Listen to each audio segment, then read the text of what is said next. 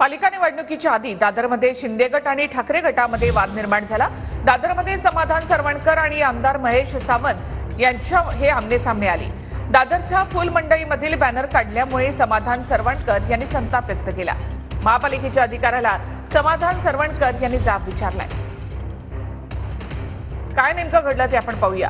तर दादरच्या फुल मंडईमध्ये बॅनर हटवल्यावरून दोन्ही शिवसेनेमध्ये जुंपली। दादरच्या फुल मंडईमध्ये मीनाताई ठाकरेंच्या जयंतीच्या निमित्तानं कार्यक्रम ठेवण्यात आला होता। कार्यक्रमाला आमदार महेश सावंत यांना देखील बोलावण्यात आलं होतं।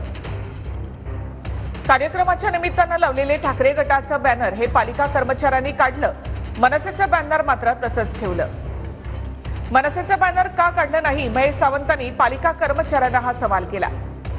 महेश सावंतांच्या सवालानंतर पालिका कर्मचाऱ्यांनी मनसेचं बॅनर देखील काढलं।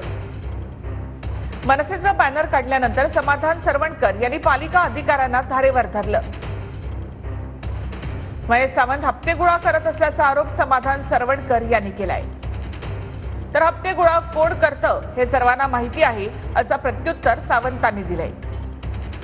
की आजपर्यंत त्याच्या वडिलांनी स्वतःचा विभाग सोडून कुठे कुठे काम केलंय, कुठे कुठे आरटीआय टाकलाय, कुठून कुठून पैसे गोळा केले आहेत, काय केलंय, हप्ते कोण गोळा करतो हे विभागातील सगळ्या जनतेंना माहिती आहे। कुठल्या बिल्डरची लाचारी करून एवढी प्रॉपर्टी बनवली हे सगळं लोकांना माहिती आहे। त्यामुळे ते प्रश्न हे काय बालीचे भाऊ बडबडला तशा पद्धतीची गोष्ट काल झाली आहे। आज माझ्या वडिलांनी काम केलं आहे म्हणून आज 3 टर्म ते नगरसेवक झाले, 3 टर्म आमदार झाले।